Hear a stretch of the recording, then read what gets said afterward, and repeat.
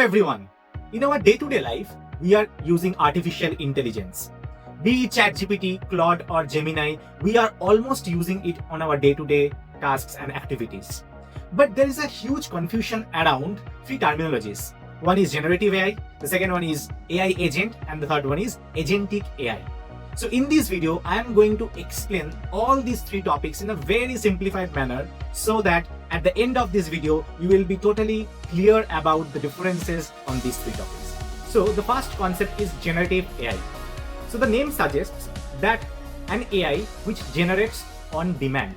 Now there could be different types of generative AIs. You can generate texts, you can generate images, you can also generate videos. So now there are two ways generative AI can work. One is your public AI assistant, which are Gemini, Claude, ChatGPT, which are trained on publicly available data, on massive amount of information on Wikipedia, on books, and on different various public domains.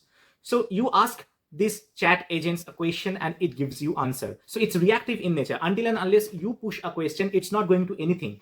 And the moment you are asking it to do something or to generate something, it is generating you either text or image or video. So it's generative in nature. There is a second type, which is a RAG-based AI assistant, which works on your private data, because there are a lot of organizations who doesn't want to expose their internal data for security threats or different reasons, or even you also don't want your private data to go on the public sites, right? So if you want to build a system which will be trained only on your private data in a secured manner, you can use these LLMs to train on your private data, which we call it as a RAG-based generative AI workflow, and then it can serve you as an AI assistant, which is generative in nature. Okay, now I have landed to my private AI assistant system, which is fed on my private data.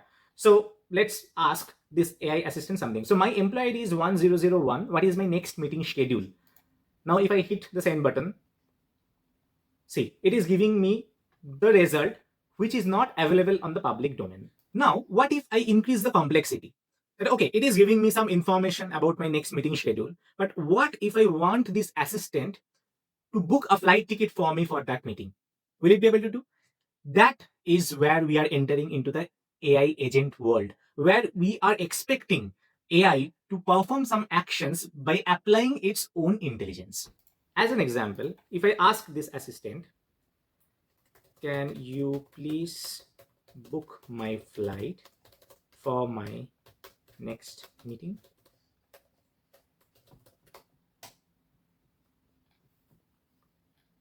See, now it replies that yes, your tickets are booked for 27th April, morning these hours, your ticket has been booked, and the cost is this much. So this is now not only it answers me, but it also performs some task for me, which is checking my calendar, comparing the flight ticket prices, and booking a flight ticket for me. Now this is a characteristics of an AI agent. Now let's dig deeper to the building blocks of an AI agent.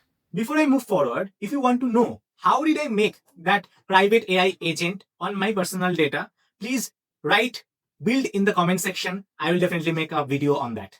So in the screen, you can see the AI agent workflow. So basically I provided the assistant a goal that book me a flight for my next meeting. Now the AI agent has some environment or context like my date and time constraints, my budget preferences, my passport and travel history, the calendar availability. It also has some memory state, which is nothing but like my travel history, my preferred airlines. So these are the contexts and memory it is using to take some actions.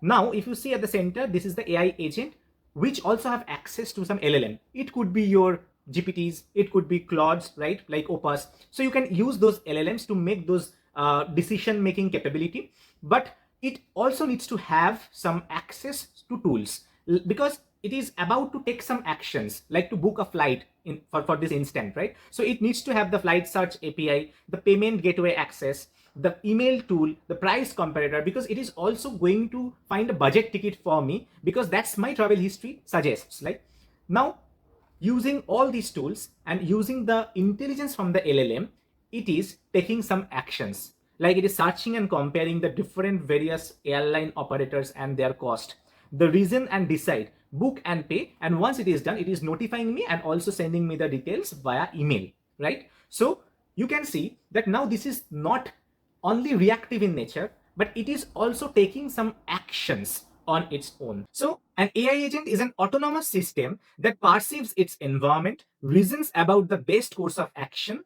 and executes multi-step tasks using tools without needing a human to guide each step. It has memory, goals, and tools. So this is, in short, an AI agent. Now let's get into agentic AI. So when I'm calling something as agentic AI system, it is nothing but a sort of autonomous system, not only one autonomous AI agent. Let's take one simple example. Let's say that I have an organization. I want to make some automated system on the employee onboarding, okay, or associates onboarding. Now, to build this agentic AI system, I will require a lot of components to work in place to generate the output that I want, right? So now here you can see that there is one AI orchestrator. This is a sort of manager who delegates and coordinates the task. Okay, this is a sort of the brain of the system. Now, if I just go to next, I introduced my first agent. So when you onboard a new associate, you first will do the background checks, the verifications, the documentation checks, right?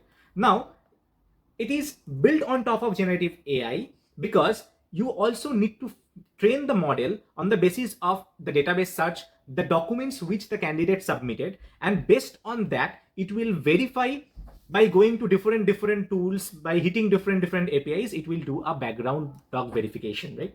Once that is done, the second agent, what it will do, it will do the onboarding and communication. So you can see that the second agent now comes to the picture. So it will initiate the process for the employee onboarding and communications.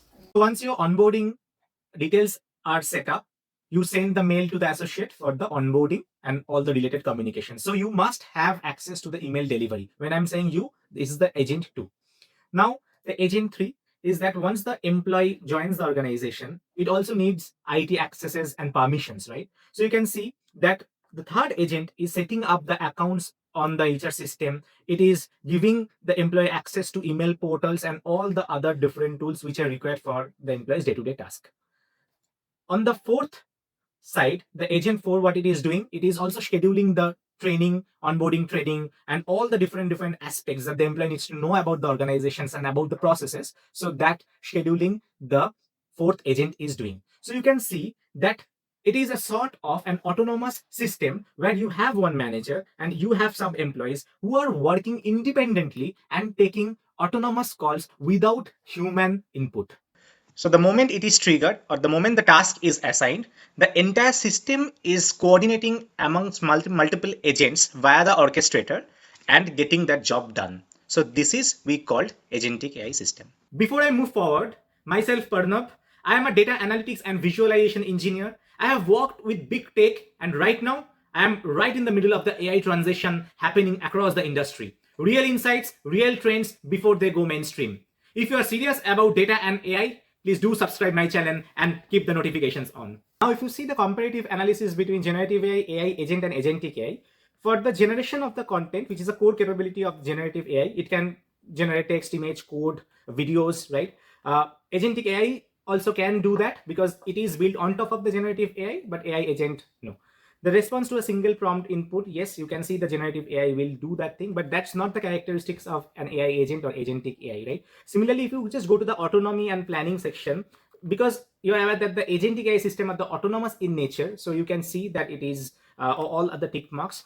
But when there are human intervention required, like AI agent will definitely need some sort of human intervention, but agentic AI systems are totally autonomous. Even if there are failures, the agentic AI system will apply its intelligence to fix those areas. So that comes to your intelligence and adaptability, where self-reflection, self-correction, those are all performed by the agentic AI system, including the adaptive learning within a session, coordinated multiple sub-agents, require task-specific fine-tuning. So this page, I'll definitely attach it to the video description so that it is helpful for you. With this, I conclude today's session, but please note that AI is the future, so you need to be up to date about all the AI progresses and the basic to advanced concepts.